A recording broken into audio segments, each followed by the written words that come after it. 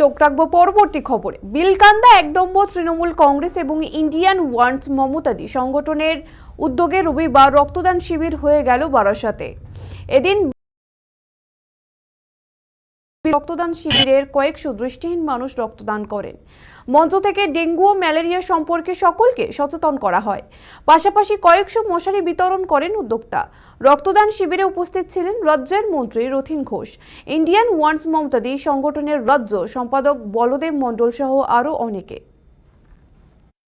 দেখানো উচিত যে মুমূর্ষু ব্যক্তিকে বাঁচাতে রক্তের দরকার। তৃতীয় জনকে তুলে দিচ্ছেন শুকুর আলী পুরকাইত। আমাদের এখানে একটা বিশেষত্ব ছিল, সেটা হচ্ছে অন্ধ মানুষরা রক্তদান করলেন এবং আমাদের দলের সব নেতৃত্ব এখানে উপস্থিত হয়েছেন।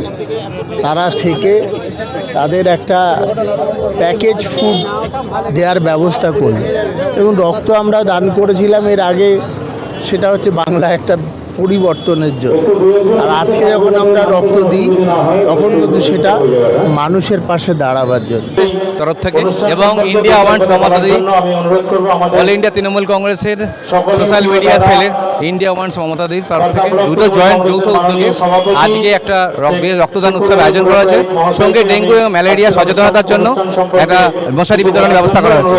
এবং এই অনুষ্ঠানে সবচেয়ে বড় উল্লেখযোগ্য হলো যে যারা বিভিন্ন প্রান্ত থেকে এসে তারা দৃষ্টিহীনরা এসে এইখানে তারা রক্ত দিয়েছেন এবং দিয়ে সমাজকে সমৃদ্ধ করেছেন, চোখে আঙুল দিয়েছেন।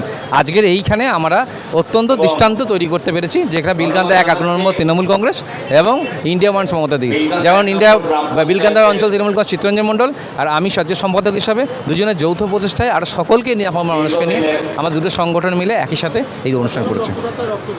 আমাদের টোটাল দুটো মেডিকেল কলেজ আছে, সাগর দত্ত মেডিকেল কলেজ এবং সরোজগুপ্ত, যেটা ক্যান্সার থ্যালাসেমিয়ার জন্য। দুটো ক্ষেত্রে আমাদের কম করে আমরা ১০০ জনের আমরা টার্গেট নিচ্ছি। আমরা এইটা ভাবনা চিন্তা করছি, আমরা তো অনেকেই তো আমরা সবাই তো ভাবি যে আমরা রক্ত দিচ্ছি, রক্ত দেব, সাধারণ মানুষের কাছে রক্ত দেওয়ার ক্ষেত্রে আমরা সবসময় ক্ষেত্রে আমরা লোকে একটা সামাজিক দৃষ্টিভঙ্গি বা চেতনা আনার চেষ্টা করি। কিন্তু এইখানে যদি আমরা ইন্দ্রিয় নেই এমন দৃষ্টিহীনরা, আমরা সবসময় বলি না যে আমরা সমাজের চোখে আঙুল দিয়ে দেখানো দরকার। চোখ থাকলে তবে চোখে আঙুল দিয়ে দেখানো হবে, তাই চোখ যাদের নেই তাদের দিয়েই অন্যকে চোখে আঙুল দেখানোর জন্য একটা বড় প্রয়াস বলে মনে হয়েছে।